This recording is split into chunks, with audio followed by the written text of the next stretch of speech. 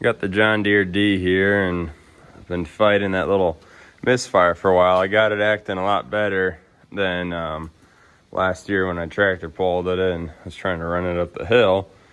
But I put new plugs in it, and I got thinking that, and these are Autolite plugs. I don't know what they're GAT to, but they should be about to 0.03.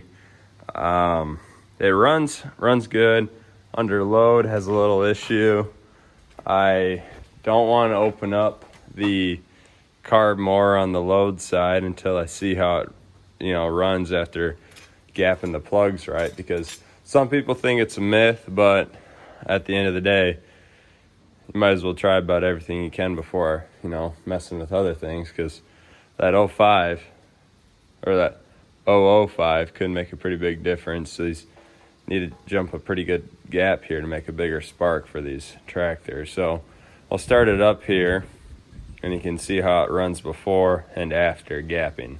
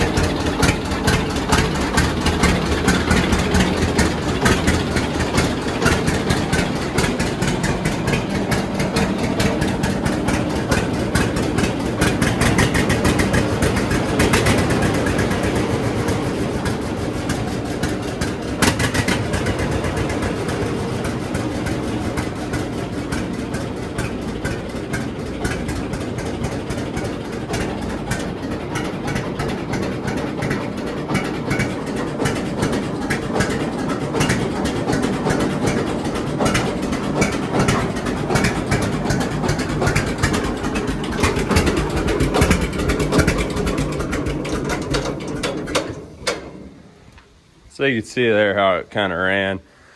Not perfect, but the D's were never known to run good or perfect at idle. You kind of get it either it runs good under load or runs good at idle, and I'd rather have it run good under load because I like working this thing. So that's what we're going for today. So take the plugs out, inspect them, and we'll gap them. I'll show you them when I get them out. So this cylinder number one, it's got a little fuel fouling. These have probably had about 4 hours on them. So, and some of that could be from startup. I think it's kind of flooded a couple of times just because I wasn't quite used to how this thing started when I went through the carb there. But maybe, lean out the load a little bit, lean it out in general. But you can see that is definitely not 0.03 inches there. It's a lot tighter. Here, let me set this up so I can show you how to use one of the tools. So when you look at your gap tool here, this is on the side with inches in that. So you have 0.2, 0.3. 0.3 is what we're shooting for. And you can measure it by sliding it in at the smallest point, just like that. Like I was saying before I dropped the phone there, you can measure it at the smallest point by sliding it in like this, but it's so tight you can't even get it in there. So what you do is you use this little piece here to pry it open, just a hair. So you'd stick it in there and pry against it like that. So you gotta do that off camera. So pry it against it. Try not to pry against the electrode so much, pry more like up in there. But I actually went too far past, you can see, just barely goes there. So then from there you can take it and just kind of push it down a little bit. Gets tight right in the middle of 0.3. So then you can see your plug gap a little bit bigger. We'll clean this plug off and then also put it back in the tractor, do the other side, and see how it runs. This is the plug on the other side. You can tell it's a little bit worse, but still not terrible. It's just black, not like built up. So we'll clean this up and then gap this one as well.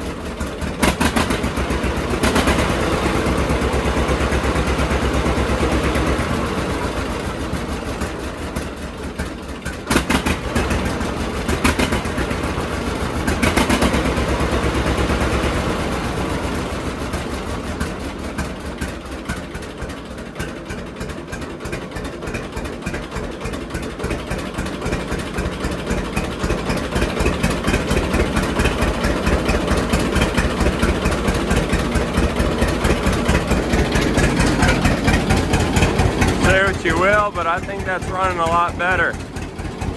I don't hear it missing at all anymore. It's raining outside, otherwise we'd go try it out, but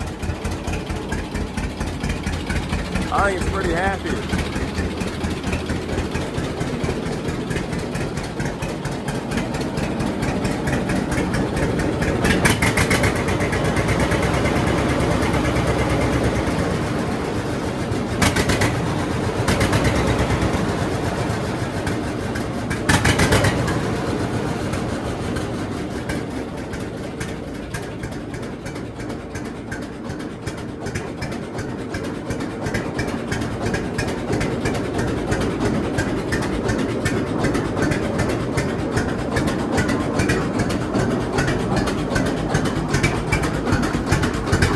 No black smoke coming out, no backfires.